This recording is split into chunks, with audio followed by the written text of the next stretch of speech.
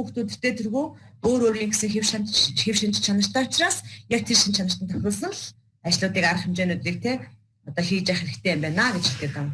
За тэгэхээр нөгөө одоо юу гэдэг сэргэлэн шинж чанартай хэд шаардлага огцон ууртай ч юм уу тийм хүүхдэд тавьдаг одоо юугаа шаардлага яг ийм тайван дүлгөөхөн ийм хүүхдэд ингээд зэрэг ажиллах ингээд тавиа явлаа гэж бодоход хизээч тэр нөгөө одоо эрч хүчтэй ажиллаж байгаа эрч хүчтэй байгаа тэр хүүхдийн хийж байгаа одоо ажлын одоо үр дүн шиг тайван дэлгөө хүүхдийн шив шинжтэй хүүхдтэй гаргаж байгаа одоо нөгөө юу шаардлага нь одоо хоорондоо нийцэхгүй гэсэн үг шүү дээ. Тэмцээс энэ хоёр шаардлагыг нийцүүлэхийн тулд одоо яг адилхан үр дүн гүйцэхийн тулд хүүхдүүдтэй яг тухайн хүүхдүүдэд тохирсон тэр одоо аргуудыг л хэрэглэх нь зөв юм а гэж хэлгээд байгаа. Тэр эцэгчүүд төвчээртэй хандаж хүүхдүүдтэй багаас нь өөрөө хувцас амсах, гараа угаах зэргийн дадлыг энэ энэ тайван дүлгөө хэв шинжийн одоо хүүхдүүдтэй ажиллахдаа илүү их одоо сургах хэрэгтэй байна. Эрч хүчтэй хүүхэд одоо юу гэдэг шаардлага огцон муртай хүүхэд ч тийм үү энэ хүүхдүүд бол хүний тэнд одоо хийж байгаа зүйлийг харангуйтаа суралцаад илүү ингээд олон зүйлийг сураад авчиж байгаа юм. Гэтэл тайван дүлгөө хэв шинжийн чанартай хүүхдүүд гэхэлэр нөгөөт чи хийж чадахгүй шүү дээ. Яагаад ингээд юу болчихв ингээд яг ингээд детачтай бүх юмыг зааж одоо бүх юмаа заалгах гэж ингээ харж идэг. Стар ингээ одоо энэ хувцсыг өгөхийн тулд эхлээд ингээ цамцныхаа одоо захыг ингээ заад юуг нь танцуг нь ингэж өгөх ч гэдэг юм ингээ нэг бүчтэй ингээ заалгах гэдэг. Тэгээ энд тайван дүлгөө хэв шинжийн чанартай хүүхдүүд юу суралцахтаа удаан боловч яг нөгөө нэг сурсан зүйлээ бол амьдралдаа хэрэгжүүлэх. За тэгээд тэрийг илүү одоо мартахгүй ингээд байнга ингээд санаж явах ч гэдэм юм ингээд энэгээрээ бол арай өөр байдаг. Тэгэхээр нөгөө нэг ямар нэгэн хэв шинж татвар авах зүйл байгаа бас муу зүйл муу зан чанарч байгаа л гэсэн айл алинд. Тэгэхээр энэ одоо зан чанаруудад нь тулгуурлаад бид нар яг илүү их одоо ажиллахтаа анхаарах хэрэгтэй юм байна. За хянаар дүнсгэр эмзэг мэдрэмтгий хэв шинж өгөхтэй ажиллахтаа юу анхаарах хэрэгтэй юм бэ гэж. Ер нь бол нөгөө темперамент байгаа шүү дээ. Хүний одоо дөрвөн төрлийн темперамент байгаа тийм. Энэ дөрвөн төрлийн темпераментийн одоо нэлээд хайлаг гэдэг темпераментанд орох энэ хянаар дүнсгэр гэдэг эмзэг мэдрэмтгий хэв шинж өгөхт нь нэлээд хайлаг темперамент давдаг. Тэр нэлээд хайлаг темперамент гэхлээр бид нар нөгөө нэг шаалдаг шүү дээ. Энэ нэлээд хайлаг бахаа гэдэг нэг жоохон юм дуугай томатоо өгтийг харахаар бид нар тэгж ярьж байдаг тийм. Энэ жоохон нэлээд хайлаг бахаа гэж. Гэтэл нэлээд хайлаг гэдэг чинь болов яах вэ? Бас л нөгөө нэг юу одоо юу гэдэг удаан айлгаж байгаа боловч яг нөгөөдхөө буцаад амьдралдаа хэрэгжүүлэхдээ илүү яах вэ? Нөгөө нэг одоо холоор темпераменттай хүүхдээс илүү үр дүнтэй байх одоо тэрийг мартахгүйгээр амьдралдаа хэрэгжүүлэх ийм боломжтой байд юм аа. За тэгээ юм хийх гэсэн одоо өсөж сонирхлыг дэмжиж урам хайрлаж хүчинд нь итгүүлэх энэ хүүхдүүд бол яг ийм шинж чанарын хүүхдүүд бол юу ч хийсэнээс нь тэрэндээ итгэдэггүй тийм. Би чадахгүй ах, би болохгүй ах тийм. Би энэ арай миний одоо хийж чадах зүйл биш байна ч гэдэг юм уу. Хийж чадсан байсан ч гэсэн одоо тэрийг яг өөртөө ямар ч итгэлгүйгээр энэ ч болохгүй хаа да гэдэг нэг тийм хүүхдүүд байдаг шүү дээ. Тэгэхээр ийм хүүхдүүдийг бол бид нар яах ёстой вэ гэхээр хамгийн гол нь урам хайрлах хэрэгтэй. Ер нь ямар ч темпераменттай хүүхдүүдэд урам хайрлах гэдэг одоо хүмүүсийн хамгийн зөв арга барил гэдэг. Эдгийг л яг та бүхэн хэрэгжүүлж байгаарэ гэж. За тэгээ өөрөөс нь хүч давуу хүүхэдтэй хамтран тоглохыг зориуд зохион байгуулаа гэж байгаа. Болоод нөгөө энэ хүүхэд чи яг хөглөө юу энэ темпераментийн хүүхдүүдтэй ихэвчлэн яг нэг дандаа нэг булан тачаа ганцаараа суучдаг тий. Заавал ингээл хүмүүстэй харилцаа байхгүй аль болох өөрийгөө нийгмээс тусгаарлал тий бусдаас ингээд хат байх гэдэг байхгүй юу. Тэгэхээр ийм хүүхэдтэй болвол ингээд бусад хүүхдүүдтэй нийлүүлээд хамтдан тоглоулаад тий одоо хамтдаа ингээд олуулаад та нарыг хамт тоглож яснараа илүү их хүчтэй болж байна. Илүү их одоо амжилтанд хүрэх нь гэж гэдэг юм. Энэ талаас нь илүү ойлгож өгөх юм бол яг ийм энэ хэв шинжийн чанартай хүүхдүүд бол илүү нөгөө нэг одоо удирдахч болоход тий нэг ямар нэгэн юмны аягүй хурдан одоо хүний үгэнд автдаг ч гэдэг юм уу тийм зам чанартай суралцах юу тийм зам чанартай болох гэсэн. За тэгээ өөртөө итгэлгүй сандруу байдаг тул зандарч уурлах арга барилаар харьцаж болохгүй. Итгэлгүй одоо энэ нөө сандруу хүүхдүүдэд учраас нөө зандрах тусам уурлал зандрах тусам улам илүү яг айж идэг.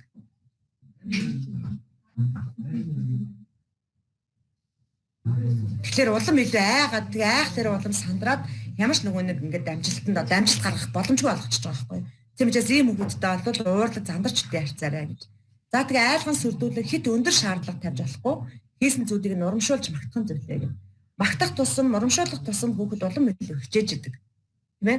Одоо ингээд аягаа угааж чадахгүй байгаа хүүхдийг энийг л би яриад байд юм да. Аягаа угааж чадахгүй байгаа хүүхдийг те ээж аав нь юу гэж загнадаг вэ гэхэлэр чи аягаа угааж чадахгүй шүү дээ чи. Яас арчаагүй үдээ том болчаад гэд ингээд загнаад байгаа. Гэтэл уг нь бол яг үнэндээ тэр хүүхдийг аягын угаад сургахын тулд яах хэрэгтэй вэ гэхээр аяныхаа гадна талын аль хэсгийг надад илүү гоё цэвэрлсэн байгаа юм тий. Аяныхаа гадна талыг гоё угаацсан байгаа мó? Дотор талыг гоё угаацсан байгаа мó? Тэрийг харж агаад тухай одоо хүүхдийн үйлчлэх вэ гэхэл миний охин, миний үтэй аяныхаа дотор талыг ямар гоё угаацсан юм. Аяныхаа гадна талыг одоо гоё угаадаг болчих юм бол аягаас хамгийн мундаг угаадаг хүүхд болох нэ. Энийг яаж вэ? Нөгөө чадахгүй байгаа зүйлийг чаддаг зүйлээр нь төрүүлээд өөрчлөх гэдэг байгаа байхгүй юу? Тэгээ яг энэ арга барилууд бол бүх төрлийн одоо бүх темпераменттай хүүхдүүдэд тохирдог арга. Тэгээ бусдаар бол гэрээ цэвэрлэхгүй байгаа хүүхдийг чи гэрээ цэвэрлэхгүй байх гэж загнаалах юм бол угаасаа танаа гэр яах вэ? Мухай хөвөрөл байгаад байна. Хүүхэд сүлдө төжирчдэг.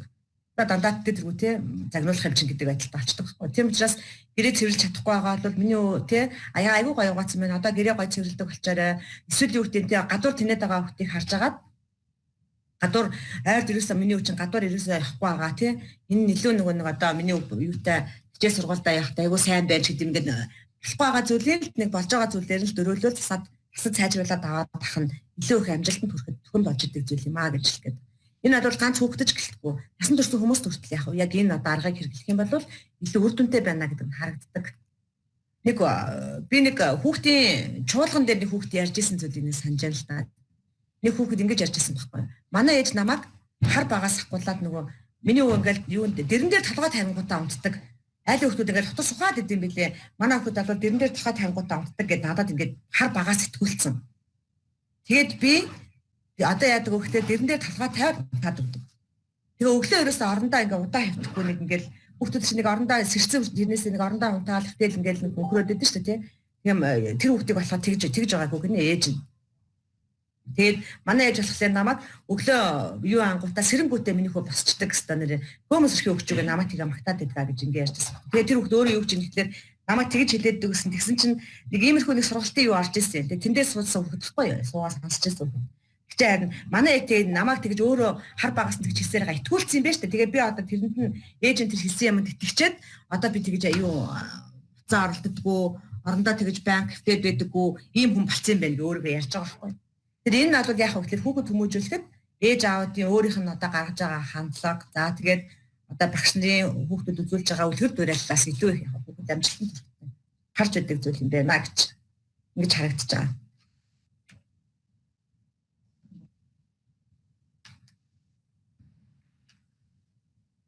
За тэгээ энэ дээр бэлгсээр харагдаж хүүхдийн зан аран шиг засвал эцэг их асраа хамгаалагч нь дараах одоо эцэг их асраа хамгаалагч дараах юм хандлагууд байх хэрэгтэй юм а гэж.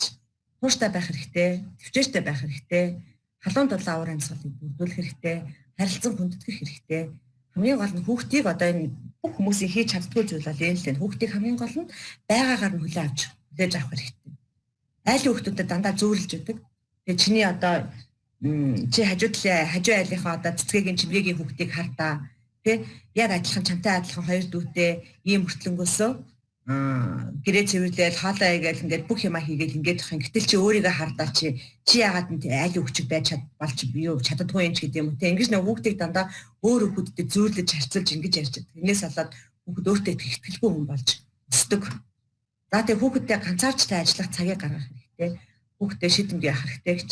Ганцаарчлан ажиллах цаг гаргана гэдэг нь болохоор та өдрийн хэдэн цагийг хүүхдэд зарцуулж ийнэ гэд бас нэг бодоод үзээрэй. Өөрийнхөө хүүхдүүдээр бас бодъё тий хэдүүлээ. Тэгэхээр та яг гэр бүлийнхаа одоо тий гишүүдийн хэдэн цагийг хүүхдэд зарцуулж ийнэ.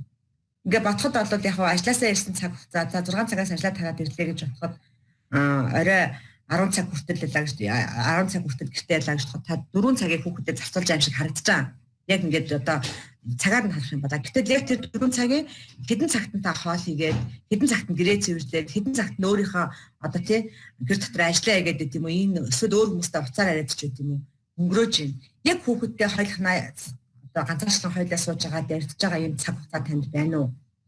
Энэ ковидтай холбоотой харин биднэрт бодныг бодож байгаа нь гэртээ нөгөө нэг хүүхдүүдтэйгээ бас ажиллах боломжийг бидэрт олгож байгаа тий. Тийм учраас бас өөрийнхөө гэр бүлд тий ялгаагүй та бүхнийг ойлгож байна. Хүний хүүхдийн төлөө ажиллаад тэгэл ингээл яваад байдаг хүмүүс яг өөрийнхөө хүүхдийг хайцсан нэг мэдэд хүүхэд чинь тий таны хүсээгүй хүн болцсон ингээд өнгөрөх вэ. Тийм учраас бас гिचний ажил их байгаа ч гэсэн ажлын төлөө зүтгэж байгаа ч гэсэн хажуугаар нь давхар заавал өөрийнхөө хүүхдийг анхаарч байгаарай гэж хэлэх гээд байна. Мэдгүй. Яриад байхгүй болсон юм уу?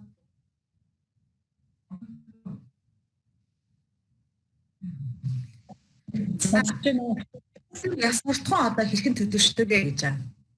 Тэгэхээр одоо нөгөө нэг яс суртахууныг яаж төлөвшдөг вэ гэхээс таны нөгөө нэг миний хэлсэн 4 темпераментийн хүүхдүүд байгаа тийм 4 хэв шинжийн хүүхдүүд байгаа. Энэ 4 темпераментийн хүүхдүүд одоо яг хүүхдүүдтэй яаж ажилласан, яг нөгөө нэг зөв арга барилаар ажиллаж чадсан уу юу гэдгээс шалтгаалаад хүүхдийн одоо яс суртахуун төлөвшөж эхэлдэг. Тэгэхээр энэ хүүхдийн яс суртахууныг зөв төлөвшүүлэх нь одоо хамгийн одоо нийгэмдтэй одоо Монгол улсыг хөгжүүлэхэд энэ нийгэмд хамгийн чухал хэрэгтэй юм зүйл байгаад байгаамаа гэж хэлмээр байна. За хүүхдийн сэтгэл зүйн онцлог. Тэгэхээр сая бид нар одоо хүүхдийн темпераментыг ярьчлаа тийм үү? За 0-5 насны гэдэг орхиод шууд юу руугаар явчих. Сургуулийн наслаар явчих.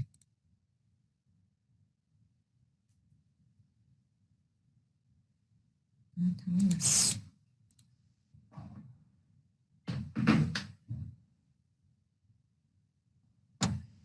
За сургуулийн бага насны хүүхэдтэй ажиллахдаа одоо юу анхаарах хэрэгтэй юм бэ гэж. Сургуулийн бага насны хүүхдүүд болоод яг хөөхлөөр одоо яг энэ насны хүүхдүүдийг болоод магтаж урамшуулж за тэгээ дээрэс нь хүүхдийн гаргаж байгаа идэвх чармаалт сайн чанаруудыг нь магтаж байх юм бол энэ насны хүүхдүүд илүү өөртөө ихтэй санаачлахтай тэгээ өөрийгөө хөгжүүлэх энэ зан чанарт суралцж байд юм байна. Тийм учраас яг энэ насны хүүхдүүдтэй бол та урамшуулах байдлаар илүү их ажиллаж байгаарай гэж. За уучлах ямар нэгэн одоо зүйл мэдээж яриг одоо хүүхэд огт нөгөө алдаа гаргаж хүүхэд гэж байхгүй ямар нэгэн байдлаар алдаа гаргаж идэх тийм ээ. Тийм учраас яг энэ алдаа нь бол тий одоо байж бошгүй зүйл юм а гэж ойлгож болохгүй байхгүй юу? Хүн болгон алдчихдаг. Гэхдээ одоо дахин давтахгүй байх нь ухаантай хүний зан чанар юм шүү гэдгийг л яг хүүхдэд илүү ойлгох хэрэгтэй байгаа юм. Бусдаар алдаа гаргах юм гэж аахгүй шүү дээ. Та бүхэн донд ч гэсэндээ тий алдаа гаргаж ирсэн зөндөл гаргах. Би ч гэсэн зөндөл алдаа гаргаж ирсэн. Тэр яг энэ алдаа гаргаж явах явцдаа бол тэг мэдхгүй байж байгаа алдаа амьдрал ямар заавартайгаар ирэх шүү гэдэг шүү дээ. Тэгээд тэрнтэй адилхан алдаа гаргадаг хүн. Гэхдээ энэ алдаа нь бол дахин давтаж болохгүй зүйл юм шүү. Чи энэ алдаан дээр өөрөө суралцах хэрэгтэй шүү. Тэгээд яг хүүхдэд илүү их ойлгуулж өгөх нь чухал гэдэг юм а гэж. За тэгээ багш эцэг их хүүхдийн одоо хамгийн идэвхтэй үйл ажиллагаа харилцааны явцад хүүхэд хөгжих нөхцөл ингээд бүрдэж байдаг. Хамгийн гол нь нөгөө юу гэдэг ганц ингээд багш нар ажиллаад идэм юм уу тий ингэхгүйгээр эцэг эхчүүдтэй хамтдаа хүүхдтэй хамтдаа ингээд юм гурвалсан холбоогоор илүү их ажиллах юм бол хүүхэд илүү нөгөө нэг илүү хөгжиж идэг өөртөө ихтэй болж идэг. За тэгээ хэлсэн амандаа багш эцэг эхчүүд хүрдэг байх хэрэгтэй гэж байна. Одоо ингээд та нарыг ингэчих юм бол би та нарт одоо ийм зүйл хийж өгөн ч гэдэг юм уу ийм одоо та тасхыг ийм гоё болгож өгөн ч гэдэг юм уу ингэж амлчаад хэлсэн амандаа хүрч чадахгүй байх юм бол хүүхэд урамгүй болж идэг. Тийм учраас дахиж би ингэж хичээх ямар шаардлагатай юм те ингэж хичээхгүй байя. Энэ бол нэг тийм чухал зүйл биш юм байна гэсэн юм хүүхд итгэл найдвар байхгүй болгочтой зүйл юм а. Тийм учраас аль болох нөгөө хэлж ярьсан зүйлдээ хэлсэн одоо юу амандаа хэлсэн амандаа хүрдэг байх хэрэгтэй юм а гэж. За тэгээ эцэг эхчүүд багш нар те өөртөө үлгэр жишээж авах хэрэгтэй. Хүүхэд бол хамгийн чухал те хүүхдийн хамгийн чухал одоо суралцдаг зүйл юу вэ гэхлээр нөгөө үлгэр дуурайлаа тий.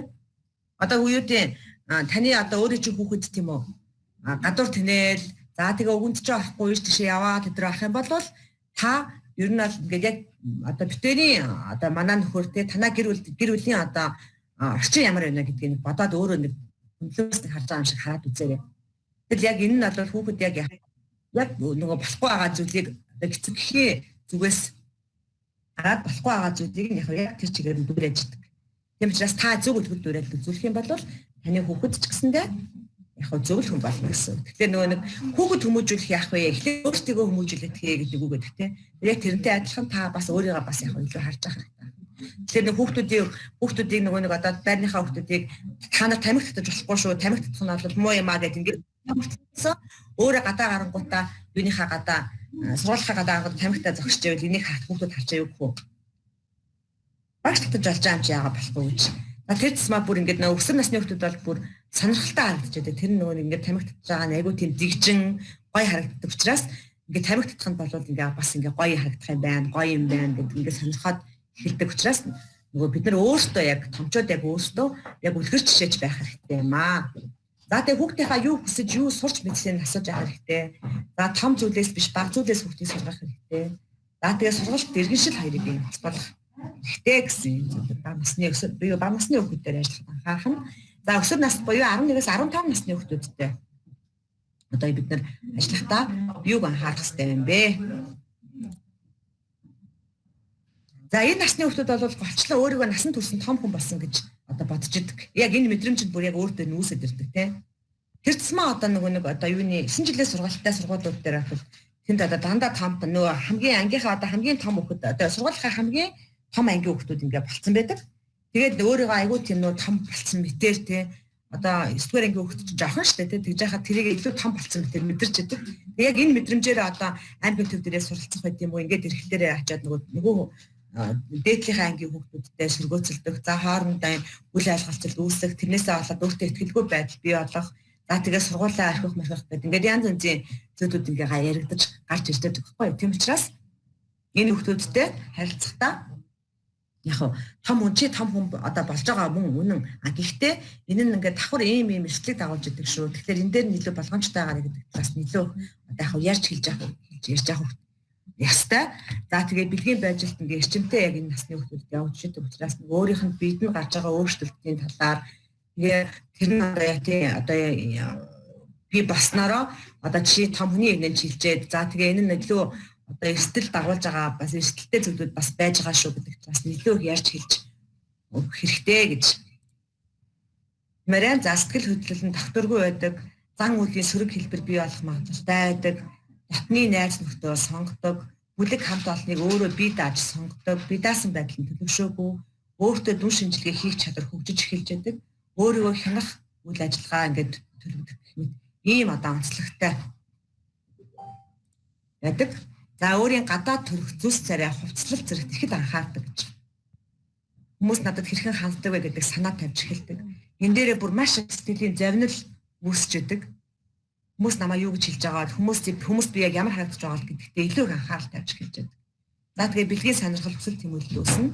Үерхэл нөхөрлөл хайр дурлал шохорхол эхэлж байдаг. За эцэг ахмад хүмүүс багшийн харилцаа өсвөр насны хүүхдийн хувьд том хүн болоход нь олд тулгуур суур болж байдаг. Яг энэ наснда хүүхдүүд илүү их одоо ямар хүн болох вэ гэдэг одоо зүйл нь юу төлөвшил нь яг тодорхой болж идэг зүйл юм аа гэж гэдэг. За тэгээ харилцагтаа анхаарах зүйл нь юу вэ гэхээр хүүхдийн тань санаа бодол таныхаас эрс өөрөөс нь ч түүнийг одоо үнэ сэтгэлээсээ хүндэтгэх хэрэгтэй.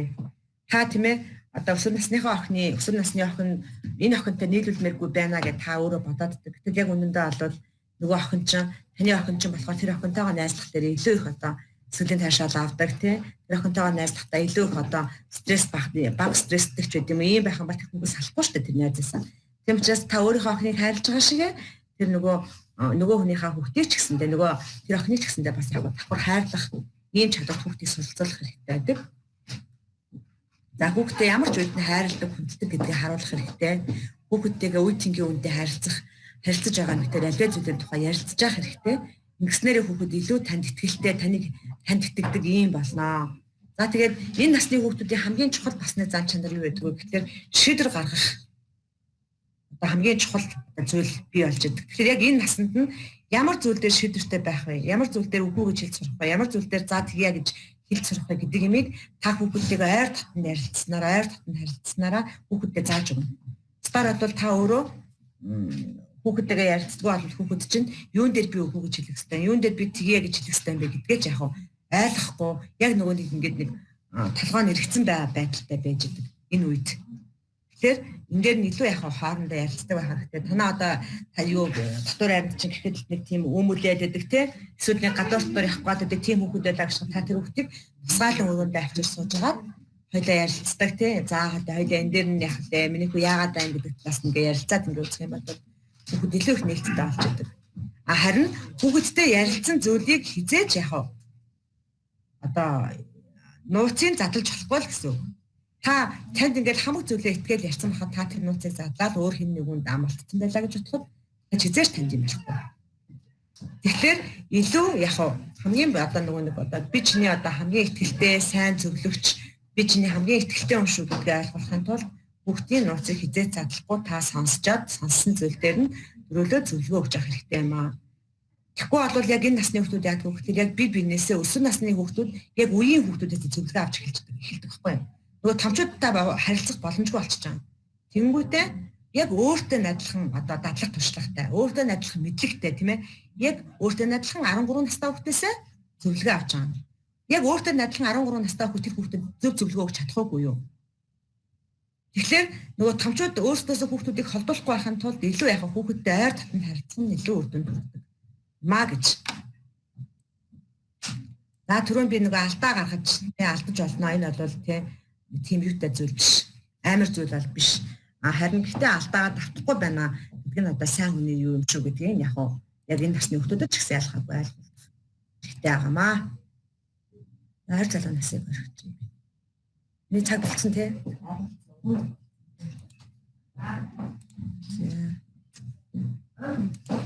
За тэгээд энэ одоо сургалтаас та бүхэн асуух тодруулах зүйл байвал